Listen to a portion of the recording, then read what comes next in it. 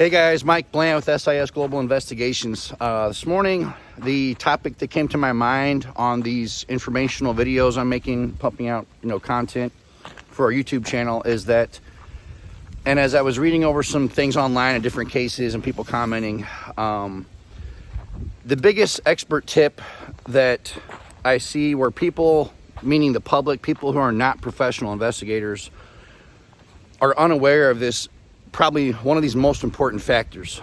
And it really, this one thing takes your knowledge level from being an amateur to being right up there with the guys who actually investigate for a living, whether it's a cop, detective, missing persons investigator, homicide investigator, whatever, private investigator.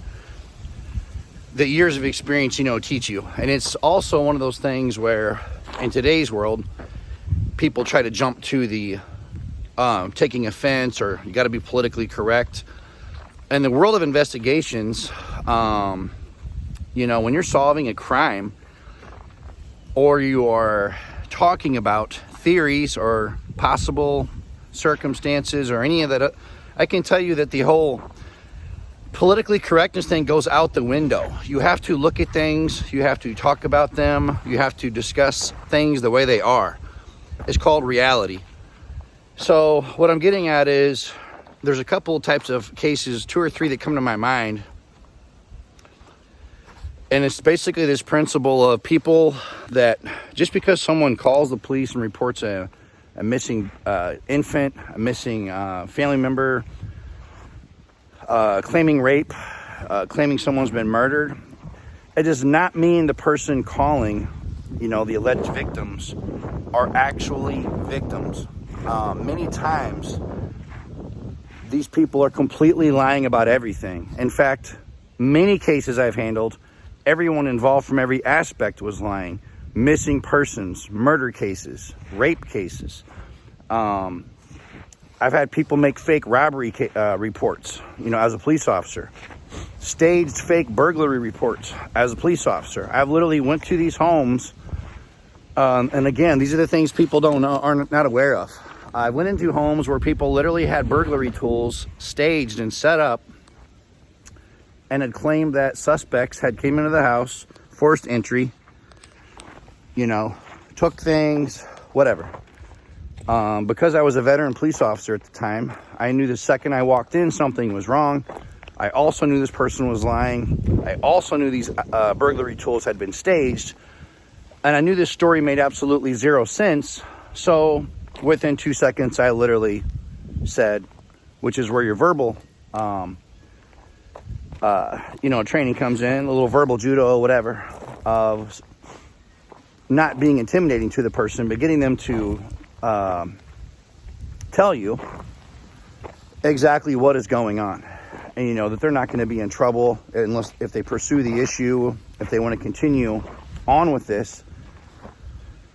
Or maybe if it's a case of a robbery and they're actually accusing a person, and when that's not at all what's going on, that then they could potentially get themselves in trouble. But if they want to come clean now and tell you, and what happens is you then get to the bottom of the story. It's just this whole principle. A lot of people and people online and, your friends and family, when you talk to them, they find this factor shocking a lot of times. It's like people, I don't know if it's that psychological thing of they don't want to know the truth, or they can't handle the truth, or they're in denial, or it's D, all the above. But another one that I had to learn as a rookie cop really quick, soon on, was I had some veteran guys teach me was that, and this is just, again, this is simply the scenario. So I'll also preface it for everyone who's politically correct and also to be professional, is that on the rape topic, a lot of women are raped, of course. Statistically, it's proven many women who are raped never report it because of the whole stigmatism, being labeled, embarrassment, humiliation, the reputation, whatever, the whole deal.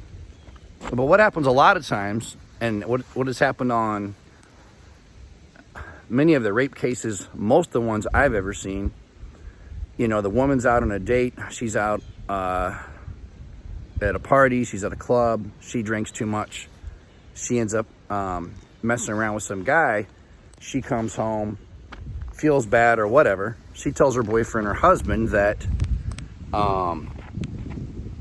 hey, I was raped, and, she's probably wanting to get this off her chest or whatever, and so the husband or the boyfriend,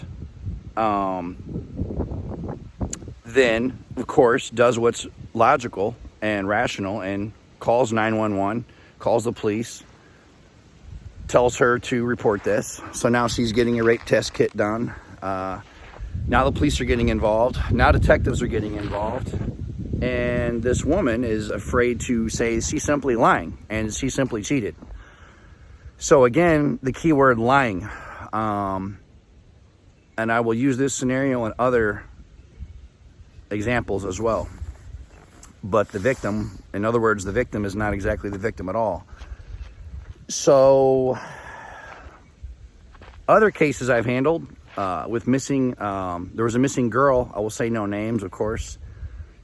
I worked on this case as a PI early on when I first started the business and got out of police work. The girl was missing.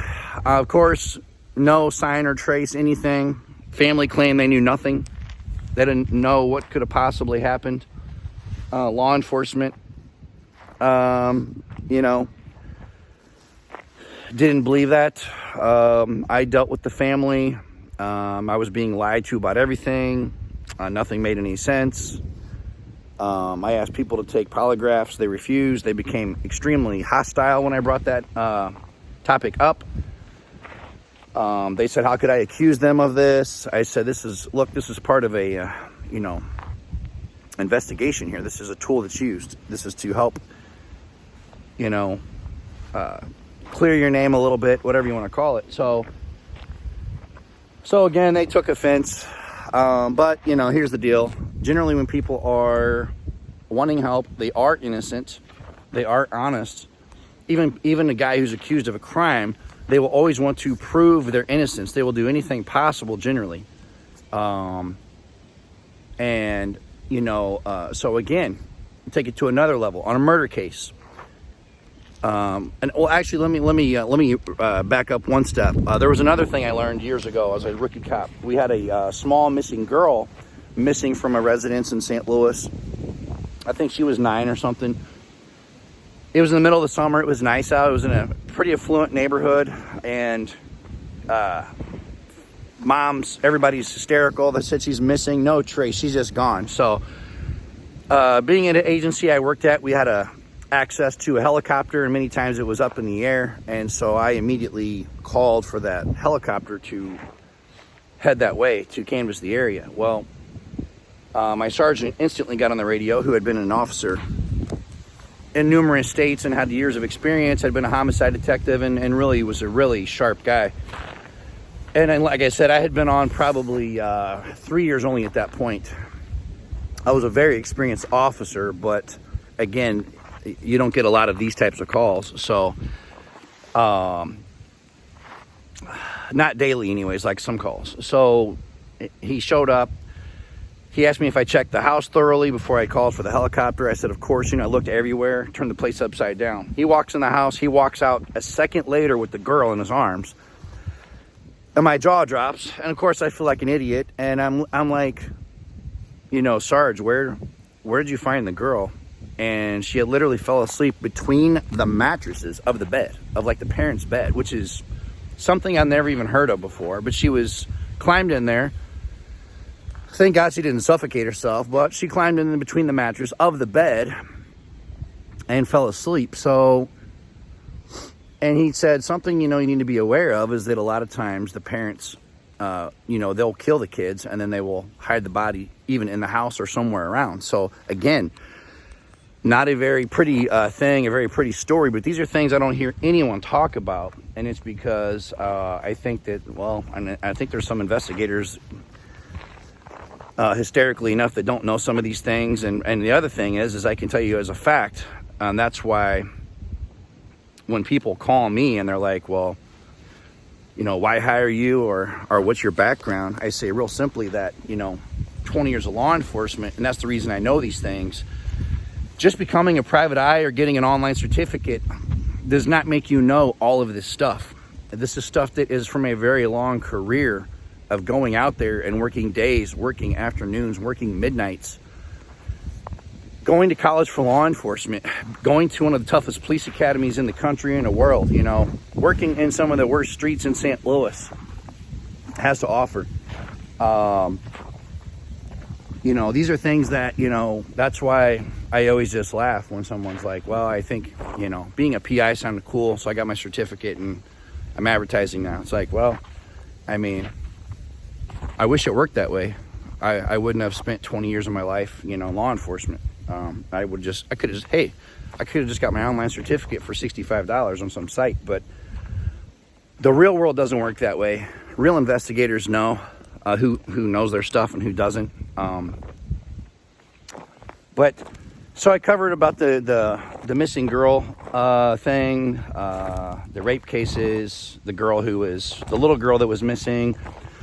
On the bigger level, on the murder cases, exact same thing. I've seen it, you know, missing, you know, teenagers or adults, guy or girl, doesn't matter. Again, missing / obviously probably murdered. You interview the family, nothing makes any sense. They don't know anyone. There are people that go missing without a trace, you know, like a girl that's kidnapped somewhere on a back road while she's walking the dog or never found again. There's a lot of, you know, yes, there's pedophiles out there, there's killers out there, there's serial killers out there. Usually murders and violence that is committed against a person is usually statistically done by a person that knows them, a boss, a best friend, a spouse, an ex-spouse, husband, wife, fiance, boyfriend, girlfriend, roommate, friend of a friend. These are all things that are generally the case. The Michael Myers, Jason Voorhees scenario is usually very, very rare, but again, that does also happen. And of course makes it also very hard to solve. So the main topic of this video again is things are generally not what they appear, and people are not what they appear, and people usually in a lot of cases, and unfortunately I've dealt with it as a private investigator, are usually lying. They are having you investigate things to either put on a show, and that's something else I was wanting to elaborate on. I have seen families that were lying. It was not proven that they were involved directly in their missing family member or the murder of them, but the family was out there traveling, asking for to be funded, passing out flyers, putting out posters, going on the news, being interviewed, putting on this big show. And they could be lying the whole time. This is where people need to understand this. And, you know, again, if you're offended or you're looking to take offense to this channel or myself for teaching you and giving information and telling you how it really works, then you're on the wrong channel. You can simply unsubscribe. So I don't, you know, being a Christian, I don't subscribe to the walking, living in fear thing and taking offense and you know, there's many reasons for that, but this is not a religious channel, so you can read up on that in your own time. But I don't subscribe to that. So I've had several people comment already, you know, and I said, you know, here's the deal. I'm talking about investigations here, and sometimes it's not pretty.